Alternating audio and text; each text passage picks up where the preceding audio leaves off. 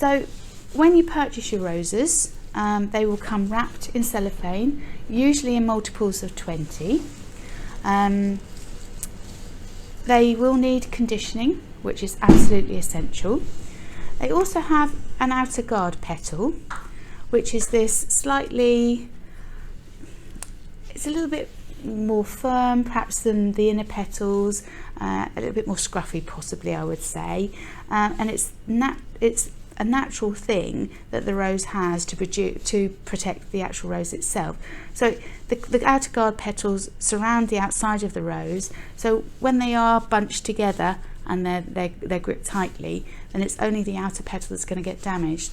Now you can make the rose more aesthetically pleasing just simply by removing those, which is standard industry practice, and you're not harming the rose at all. It's not detrimental to the shelf life of the rose. Just give it a little blow there to open up the blooms a bit, and you can see already how much neater and tidier that looks, having had the guard petals removed. Also, you get the slightly more dominant colour in the centre of the rose on this particular variety, so that one looks much more pink than this one with the slightly scruffy grey, greeny outer petal. Okay, so when conditioning, always remove all of the leaves that are going to be below the water line, and I always cut them at an angle, simply because if you can appreciate, the surface area of cells exposed, if you cut on a straight, is just that circle there. If you cut at an angle, you've got the surface area there, which is vastly greater.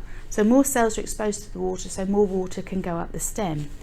Plus the fact, if you cut the stem straight across, if you imagine my hand being a vase, that's going to sit flat on the bottom of the vase, which could stop water from going up the stem. If you've got a nice sharp angle, that's going to sit on the vase like that. All of this area is still exposed where all the cells meet the water, so water can go up the stem more rapidly and readily. Okay, so nice fresh vase of clean water. I'm popping into that some flower food. Always follow the instructions, and then if you want to give your roses a little bit of extra help in conditioning, just slip the stem up slightly, and it's again exactly the same principle. That just means that now you've got all of that cell structure and that cell structure exposed to the water, and then just pop them into the vase and they'll be absolutely fine. So, as I was saying, when conditioning, remove all of the stems that are going to be below the water line, and then you're left with the thorns. If you want an aesthetically pleasing stem, you can always just snip those thorns off with a pair of scissors, but that is quite time consuming. So if you've got literally hundreds to do, you're not going to want to be doing that on every single rose. So I would recommend purchasing a pair of dethorners, and they're so easy to use. You just lay the rose down the centre and strip, and all the thorns come off. If you're a bit heavy-handed like I am, you will see that some of the bark of the rose comes off as well, but that doesn't affect the head size, doesn't affect the head development, just doesn't look quite so pleasing.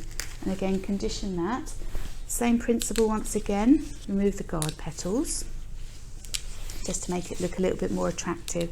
Now, I wouldn't recommend removing the guard petals until just before you want to arrange the rose, because whilst it's sitting in the vase, it's still going to be nudging its brothers and sisters that are sitting in the vase as well, so you still could potentially get a little bit of damage on the outer petals. So don't remove the outer guard petals until you're ready to work with them.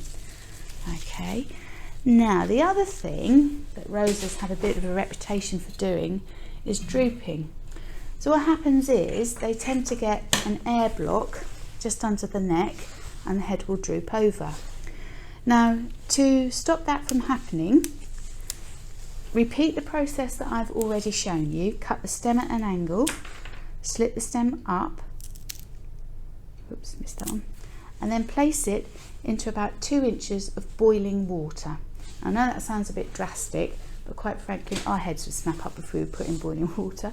So just pop it in the boiling water and it will force the air bubbles through the stem and push that head back up again.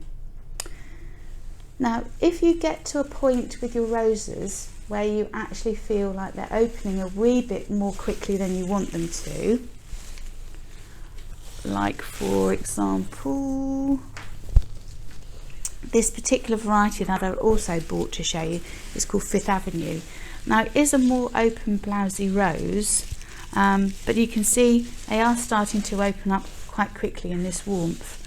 So what I would recommend you do is lay all the roses close to each other so that the heads are quite tightly packed. As you can see, got them all nice and tightly packed there together, and then just wrap those roses in some brown paper nice and tightly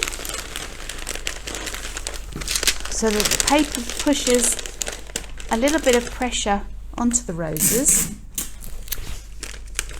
and they literally can't open up any further than they are already. And then cut those, pop them into a nice cool environment. 8 degrees is the optimum temperature, but that's not always possible.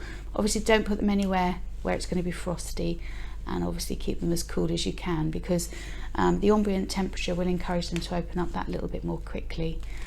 And then just pop those into water, and that should stop them from developing too much too quickly.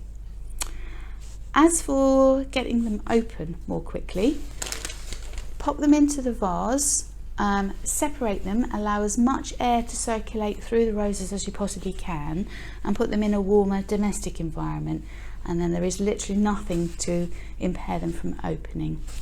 It's much easier to actually hold something back than it is to force it open.